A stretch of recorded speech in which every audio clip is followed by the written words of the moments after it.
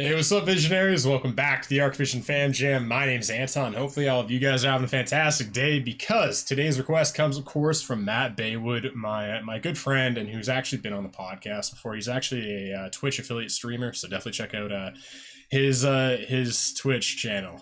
I don't know anything about Twitch. So I don't know the terminology and the lingo, but anyway, this is Incubus Dig, and I looked up the lyrics, and Matt, you clearly know me, man. This is like a deep, emotional, psychological, great lyrics. Like I looked them up. I was like, yo, I could tear this apart in a good way. I can break it down. I think that's better than tear it apart. But you guys know what I mean. But anyway, before we get into this one, I do want to say you guys rock. Thank you for all the love. Also, if you guys want to support the channel and choose every single song we have on the channel and choose every album review reaction that we do on the channel and get exclusive access to those full album reactions uncut, and get a whole bunch of other cool stuff like exclusive question and answer live streams and stuff. Definitely join everyone in the supporter squad on Patreon. And of course, shout out to all of my supporter squad. You guys are the very best. I love you, and I know you love me too, so as always. And it is the price of a large pizza for all of that fun stuff. So if you're interested, for the price of a pizza, do that.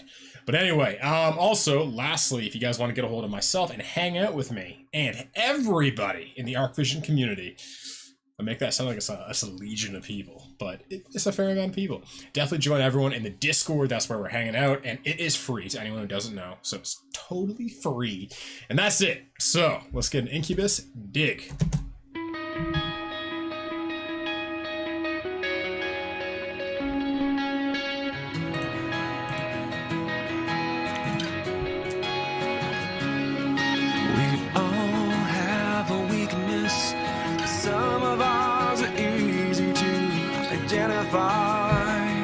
He has an amazing voice. And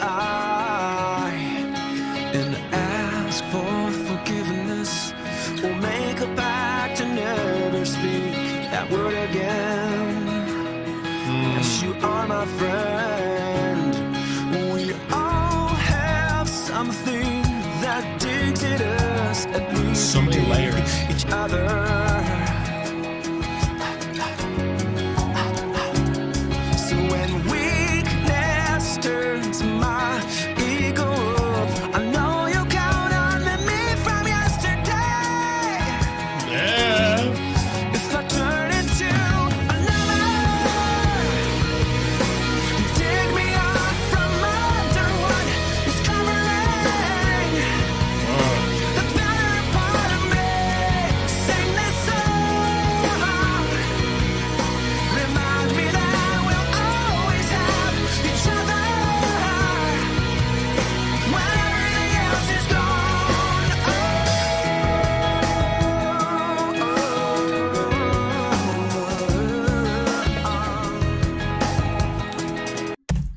Favorite kind of vocalist right there, man. What is his name? I think his name is Brandon Boyd. I looked it up before. But, man, he has... Oh, dude. It's beyond the voice. He just seems like a beautiful human being. Like, heart and soul. Like, you know... It's just... That's it. I get such a sensitivity from his voice. Just this beauty, this soft soul, man. He comes across like a very, very soft soul. Someone who wants the world to be a better place than it is and knows we can get there, but likely has a hard time surviving in the meantime. You know what I mean? I think a lot of us sensitive softies are like that. You know what I mean? We're optimists. Some of us. I'm an optimist. And yeah, like I have a vision in my mind of like just a better world. You know, a world where it's so cliche, but just, you know, a world where we just fundamentally just let each other be and love who we love and let go who we let go. You know what I mean? And just, I'll break down the lyrics of this later, but just the whole song is just like, this is like a 2000s rock smash hit. Like just the vibe, the ambience, the groove, the vocal styles, the mellow, the power, the sensitivity, everything, just the soul in his voice is just like, Yeah, man, this is a hit. It was just an incredible song. It makes me emotional for a time I didn't exist in. Because I never heard this song before. Like, this literally was because I'm a 95 kid, right? So, like, I'm guessing this is the mid-2000s. This is my time. This is when I was in elementary school, kind of formulating my identity, my musical identity. So, love it. But let's get back into it.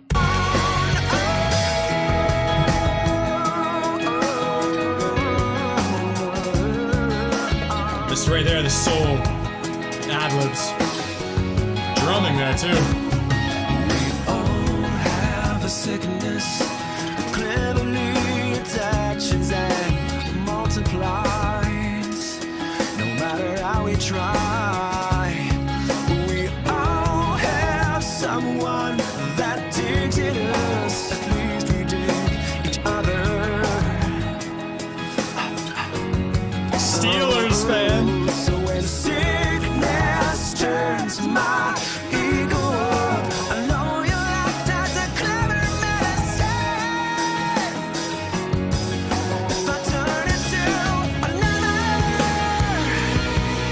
you dig me up from under what is covering the better part of me.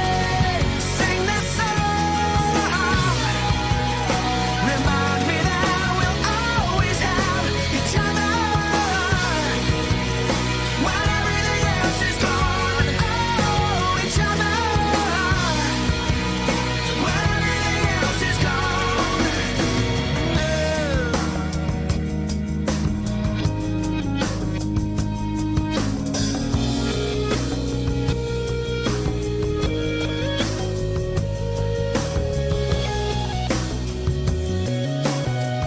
Interesting, very dreamy.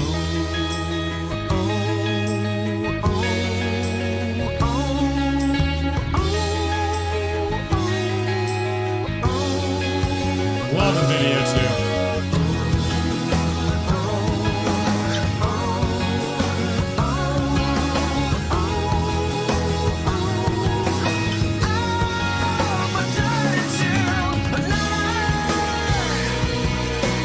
Take me out from under what is covering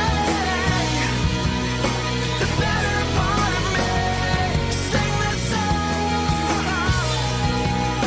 Remind me that we'll always have each other when everything else is gone. Oh, each other when everything else is gone. Oh, each other when everything else is gone. Wow. Wow, I love that imagery at the end too, that she's, yeah, literally uncovering the deeper part of him. And you can even see with the big head, the big ego, like he made that comment, when my ego gets inflated or something, find the real me, like beneath it all. And I love that outlook. Again, I just want to say, man, I love the vocalist. Just his whole vibe, aura, fucking whatever you want to call it, man. He just seems like a phenomenal dude. And again, the way he chooses to articulate his lyrics, I feel like him and I would hit it off. I think we could become besties. I love people like this. I just love sensitive souls, man. That's who I gravitate towards in life. All my friends are really sensitive, like, because I'm really sensitive. You know what I mean? I feel things really deeply. Especially when I was younger, man. It's the reason why I have like PTSD from high school. Like, I was bullied a lot. Because, yeah, like, you know, those kind of sensitive people, you know. Because I think they learn confidence at a later age. Like, I was supremely unconfident in high school, you know what I mean? And, you know, high school is a place of wolves, right? It's primal. Like, high school is primal. It's primitive. You know, you see these packs of people, you know, social cliques, right? And it's like, people don't treat you like a human being. They treat you as like, okay, if you're in the out crowd, you're the out crowd. If you're in the in crowd, you're the in crowd.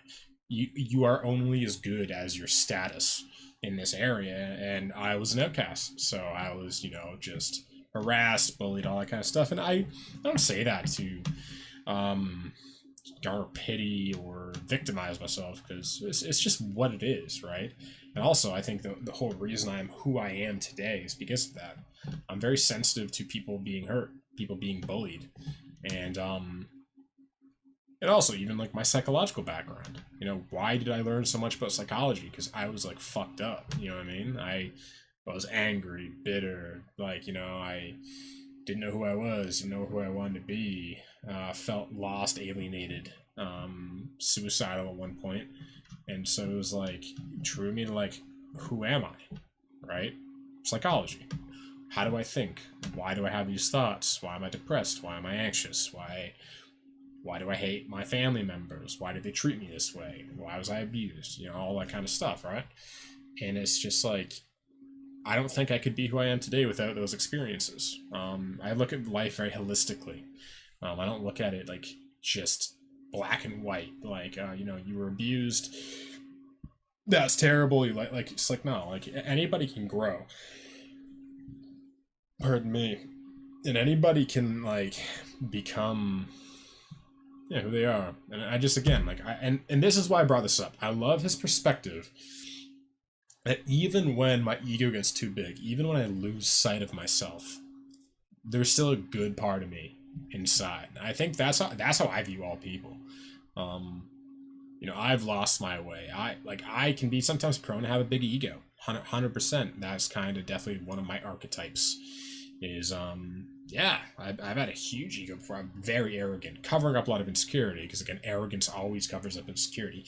When you actually look at confident people, they never feel like they're above you. That's how you know. Like, if someone's like, an arrogant person will make sure you know that you're not as good as them, and they'll tell you about all their achievements and how you're not like them. An arrogant person is always separating themselves from everybody else. A confident person is confident. They'll say, you know, this is what I'm good at, this is what I'm bad at, and they'll also be like, and you can, like, you know, they'll bring you in. They'll pull you forward of who you can be, right? That's what a confident person does, right? They're not trying to, like, again, like arrogance, like that's the problem with arrogance, is that you end up being very lonely, because when you're separating yourself from everybody, trying to be something, it's like, that's a lonely existence, man. You got no friends. You know, you got no one to rely on. You got no one to, because the fact is, man, we all break down. We all get to a point where we're like, you know, we're hurting. You know, we just want to cry. We just want to be held. Honestly, even as a guy, like, there's like, when I'm at my lowest, man, I just want, like, you know, a safe place. You know what I mean? To fall apart. You know what I mean?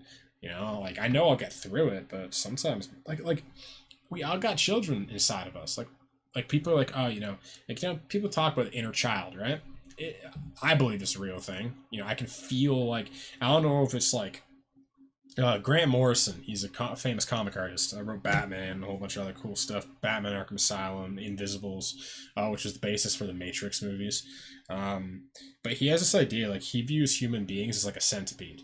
And he's like it's just all these like yous going back, like, you know, how if you're 25 years old, you got like a million yous, because there's every second you're changing, you're evolving. So it's like the present you is at the front of the centipede human, and then it's like the you a second before, a second before, a second before, a second before, a second before, all the way back to your genesis when you're a baby. So if you actually like look at the end of a centipede, it's like a baby crawling, and then it gets bigger and bigger and bigger and bigger, and then you get to where you are now, right? So it's like, to Grant Morrison, you're one thing, and then other people describe, you have the inner child, you have the teenager, then you have the present you, and then you're gonna, like, you know, I mean, you have these like different people kind of inside of your psyche. I don't really think it actually matters how you view it, because even with, if you believe you're one thing, like centipede, that like every prior you is part of every present you, it's the same thing, because you still have access to the inner child, who is in the middle of the centipede, not the beginning, not the end, but the middle. So you literally still have the memories and emotions in your physiology of all of the past yous, right? So it's like, the reason why I mention this is like, yeah, man, like when I'm breaking down, or I'm having a hard time, man, I just want to break down. I just want to be held. Like, that inner child part of me just wants someone to love me unconditionally, not judge me, and not say like, oh, you know, pick yourself up. You know what I mean? That's like the toxic masculinity kind of thing. And I don't mean that in political. Oh, fuck, I hate politics, but I don't mean that in a political way. I literally just mean like there's toxic masculinity, there's toxic femininity, there's toxic anything. It's like the Buddhists would say, like the middle path is the right path. Never too much, never too little, right? Too much is toxic, too little is toxic, right? So it's like that toxic masculinity is like lacking in emotion, right? And then the toxic femininity is coddling. There's no independence. There's no fostering of independence. Like a good parent, good mother and a father will love you and hold you when you're falling apart and then inspire you to move on. You know what I mean? And that's, you know, I never really had like a father figure in my life. So for me, it's like, and then my mom was like, I've talked about this a lot. My mom's incredible. I love my mom. She's the best mom ever. But she wasn't really a nurturer. So I never really got a nurturing kind of energy because my mom's like really cerebral, really analytical. So she was always there for me, but in like a mental way. You know what I mean? She like I never just hugged my mom. You know what I mean? Some people you can just like hug them and fall apart and cry and you just feel so safe. Like I never had any kind of parent that was quite like that. And that kind of sounds bad like on my mom, but I don't expect my mom to be what she's not. You know what I mean? Like, if anything, my father needed to be more emotional because my mom is so cerebral. That's just what she's like, right? So I needed someone who just was so grounded in their body, in their emotions. I never really had that. It was always a thinking family. We would articulate our emotions rather than actually feel our emotions. And again, not bad or good, just what it was. You know, I think my mom needed a different kind of I needed a different kind of father, and my mom needed a different kind of partner, right? Obviously, they got divorced, so it never really worked. You know what I mean? They were like pretty much divorced for 12 years, but living in the same house just for the kids. But yeah, no, that's what I'll say about that. I like his perspective that we all have good inside of us, and that if you dig deep enough, you'll find the good part of you that is being covered up by all of these shoulds and societal pressures and insecurities that create facades, right? Because facades are all born out of insecurity. Like if you want to know what you're insecure about, what is your facade portraying? If you have a very confident facade, you don't think you're confident, right? If you have a very loving facade, you don't feel loving enough. Right? It's like whatever you feel you have a deficit in, you overcompensate in your facade to kind of level that out, right? So, for example, my facade is cool, calm, collected, and intellectual because I was the stupid one in the family, believe it or not. My brother was gifted. My sister was a straight A student. I got C's and B's kind of stuff, right? So I always thought I was dumb. My dad told me I was pretty much dumb all the time. But so it's like for me, like my facade is very articulate, very intellectual, because I never felt like I had any grounded intelligence. I never felt like I could win any debate. I never felt like I was intelligent. Never felt like I had anything worth saying. And then here I am, this guy who always has things worth saying, right? Not saying they're worth saying, but my speech comes across like that is the case because I worked at that for years, man. I used to stutter. I used to literally blank in the middle of conversations because I had so much social anxiety, right? So it's just funny. It's just funny what your facade becomes because it becomes just a mere reflection of everything you're most insecure about. So anyway, this was a masterpiece. This was a fantastic song on a musical level, on a lyrical level, inspirational, uplifting, but also doesn't divorce itself from the realities and the pain of life. And that's my favorite. I love it when it's real, it's honest, it's authentic, but it has a light at the end of the tunnel. In life, that's just my favorite kind of stuff. I'm watching Angel right now. Everybody on the channel knows I'm watching Buffy the Vampire Slayer and Angel. And I actually like Angel more right now because I find it a bit more grounded. And the redemption storyline resonates a lot with me because I fucked up a lot in my life. And I've been like, I told you guys before, I've been like I wasn't there for my brother. I just, I was too busy going through my own abuse that I could just never really be a solid rock for my brother. And which is why I do so much mentorship and I look out for the world now on my YouTube channel. Like, you know what I mean? Like, my favorite job ever was being a camp counselor. And I wanted to be a counselor, I wanted to be a therapist, so it's just funny. Again, facades or even life paths. Usually your life path follows your biggest wound in life. So again, you can't divorce yourself from your wounds because your wounds decide your life path, right? Why do you think all psychologists are so psychological? Because they're the most effed up. You know what I mean? You, like, believe me, those if you're talking to a therapist, you're like, oh man, this therapist is so smart, they're so rational, and it's like, yeah, probably because they're severely messed up. They're probably better now, but they came from a really broken place. That's why you want to be a psychologist. That's why you're curious about the mind, because your own mind is so broken. But anyway, hopefully you guys enjoyed the video. If you did, definitely give the video a like. That'd be really helpful to the YouTube algorithm. And that's about it. So what are your favorite Incubus songs? Let me know down below. And that's about it. So I'll see all of you guys again tomorrow. Thank you very much, Matt Baywood, for this reaction request. What are we listening to next? You tell me, okay, buddy? All right, love you guys. Take care. Peace.